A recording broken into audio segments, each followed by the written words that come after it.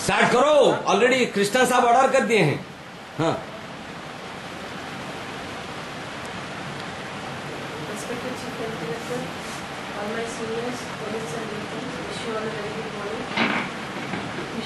Respected Chief Physician, all my seniors, dear colleagues and juniors, wish you all a very good morning. Today we are here to discuss the topic age-related macular degeneration. As the name suggests, this is a form of macular degeneration which usually affects patients above the age of 50 years.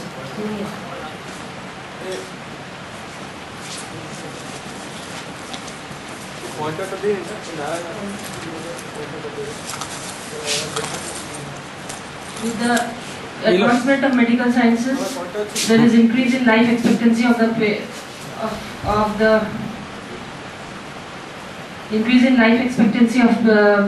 of patients, and as a result of which the geriatric problems are coming up, and age-related macular degeneration is no exception. So this is an emerging problem not only worldwide but also in our country. People who are affected by this disease, they say that the quality of life is even worse than COPD or any heart disease, because it's most distressing to them is that they cannot see what they want to see. The pathogenesis of the disease remains puzzling, and even a few years back the therapeutic options were limited.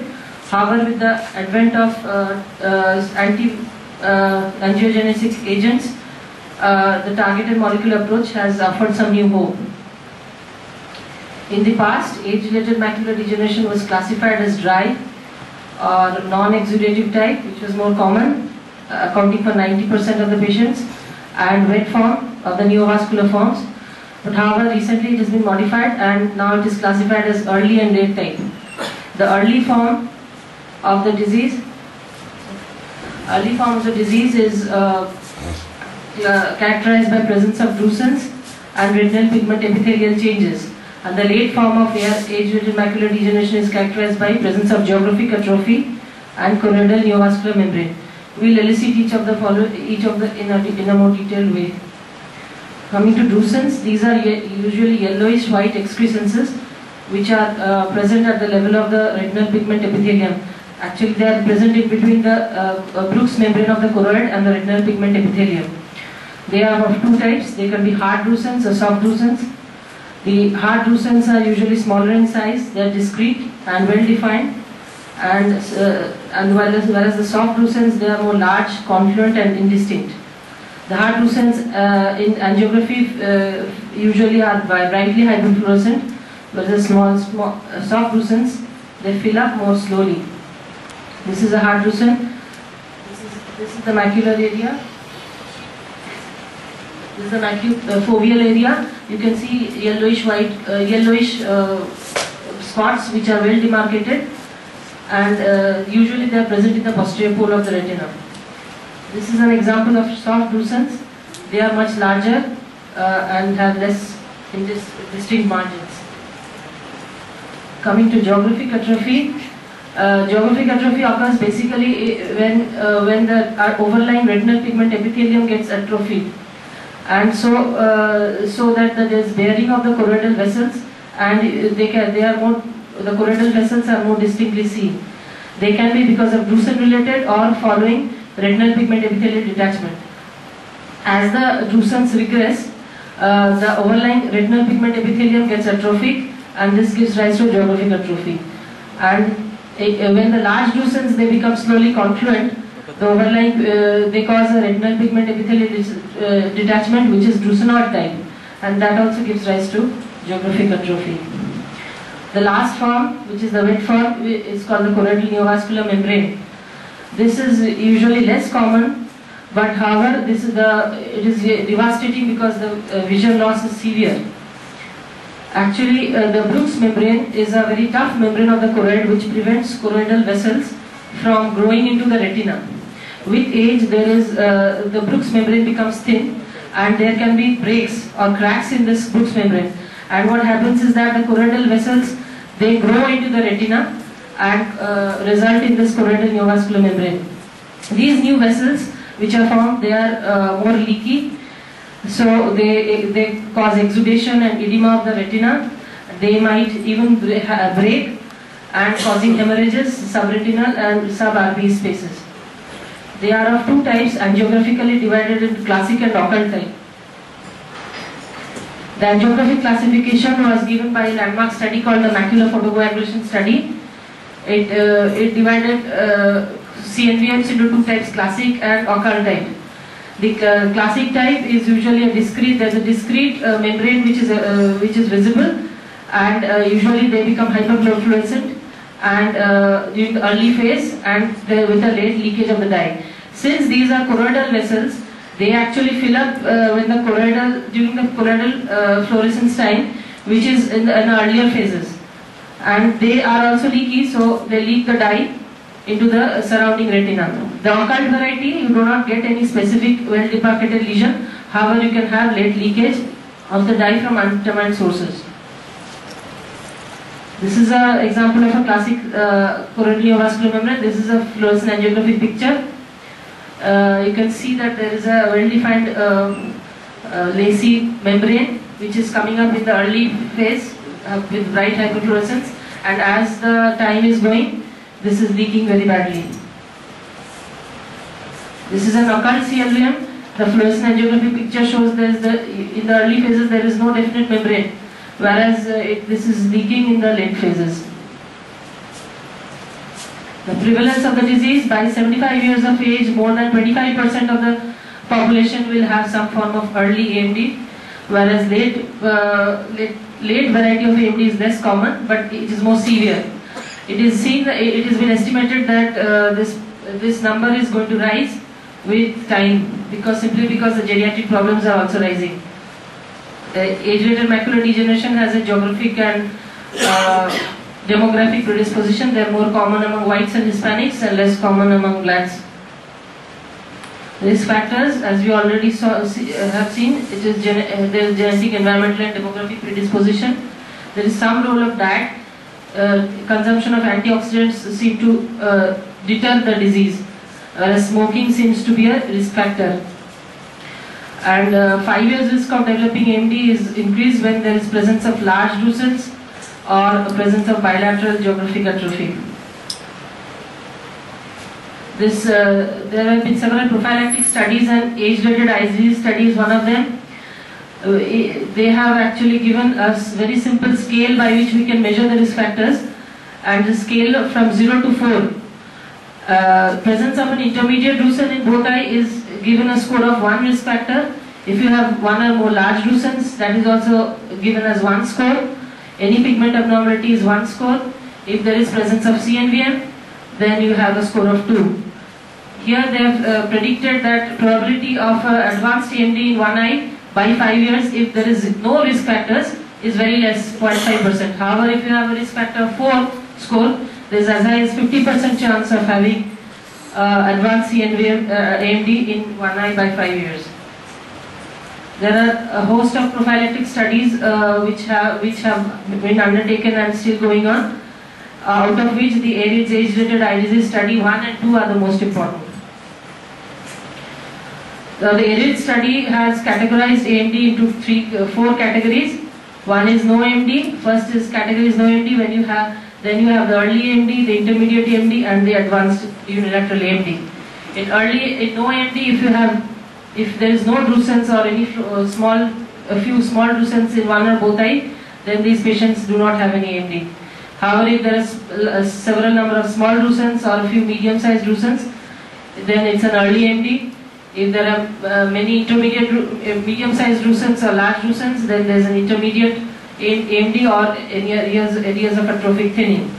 Presence of a geographic atrophy or a CNVM, then the disease becomes an advanced unilateral type. In these ARIDS study, the patients were divided into 3 groups, and the first group received antioxidants and zinc, second group got zinc alone, and third group got antioxidants alone.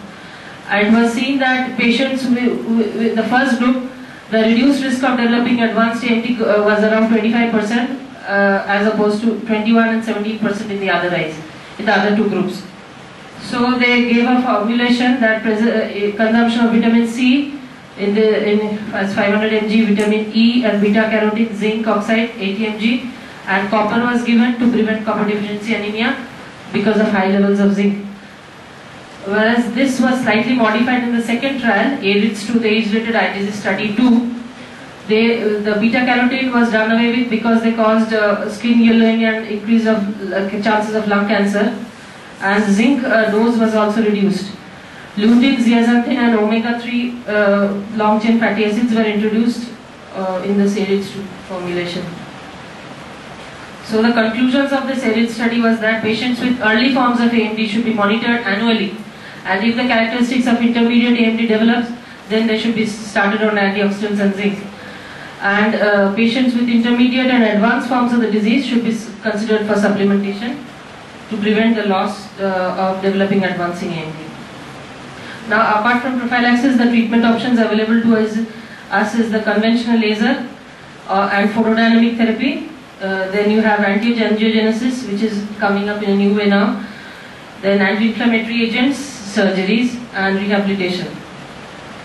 The host of trials are there for wet AMD. This has been done and still underway.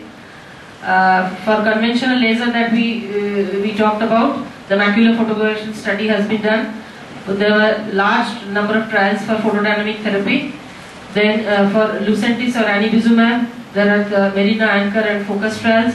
For Avastin, there is a Sana trial. And for Macugen, you have the Vision trial. These are the most important. The rest, I will not go into the details. Thermal laser, the macular photocoagulation study actually topographically divided these CNVMs into 3 varieties. Any of the lesions which is present beyond 200 microns from the center of the fovea was considered as extrafoveal lesions. Anything between 199 to 1 microns from the center of the fovea is juxtafoveal, and those lesions which are directly below the foveal center are subfoveal. I will not go into the details of the MPS study. What was the important crux of the the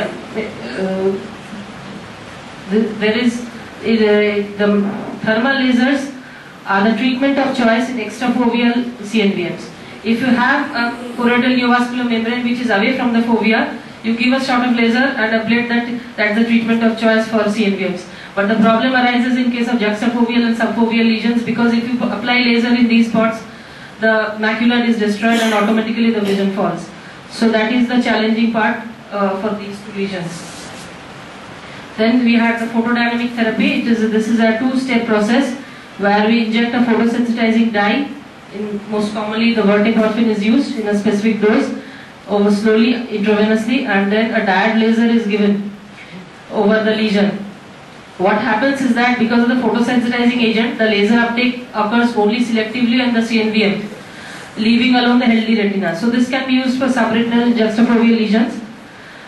But the disadvantage is that the cost of therapy is very high, and this photosensitization of the hands and feet. For photodynamic therapy, the classification of the lesion into a classic and the occult form is very important, because classic form with photodynamic therapy has very good results, whereas the occult form, where we do not get any specific lesion, it is not the results of photodynamic therapy is not good. OCT is one of the important investigations for CNVM to look for some intraretinal, subretinal and retinal pigment epithelial detachment. This is actually an OCT investigation. It is basically like a cut section of the retina. It's a macular line scan where we can see all the layers of the macula.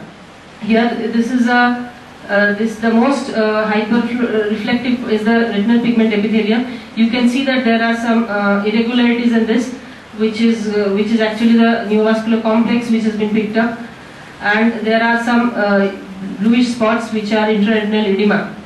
So the OCT picks up all this very well. The next is the anti-angiogenic drugs. There are a host of them. Macugen, which is pegaptenone sodium, ranibizumab, which is marketed as Lucentis, and Avastin, VEGF traps. There are several anti-angiogenic aminosterols, and protein kinase C inhibitors. We can see that this is a this picture which shows that the various levels at which these agents act.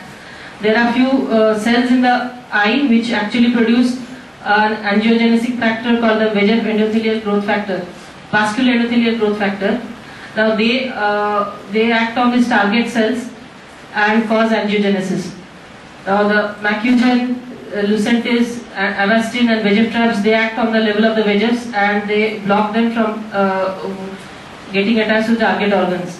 Whereas the protein kinase C inhibitors, they act on the target cells to prevent angiogenesis, and the steroid, they act at the level of the angiogenesis. Macugen, this is a pegylated aptamer which is actually an oligonucleotide. There are actually several forms of vascular endothelial growth factors in the eyes, several isoforms. There are VEGF-A, VEGF-B, and you have VEGF-165. This form of isoform is most notorious for angiogenesis. So pegapirin sodium has a very high affinity for this isoform. It binds to this isoform and then prevents angiogenesis. We already discussed the vision trial was undertaken for pegapirin sodium. We will not go into very details of this. Here the patients were given divided into several groups and given intravitreal injection of pegapirin in a varying dose of 0.3, 1 and 3 milligram versus no injection, and followed up for 48 weeks. At the end of 54 weeks, it was seen that pegapirin was definitely more efficacious than without treatment. Next is the bevacizumab. It is another angiogenic agent. It is a full-length humanized monoclonal antibody. However, FDA has approved its use only in metastatic colorectal carcinoma. It is a large molecule of 158 kilodaltons. Rosenfeld was the first person who used it for the treatment of AMD as intravitreal. Usually, this is for the colon cancer. It is given in an intravenous route and not recommended for ocular use. The second is the ranibizumab. This is also a humanized antibody, FAB part of the mouse monoclonal antibody, high affinity for all forms of VEGFs. Both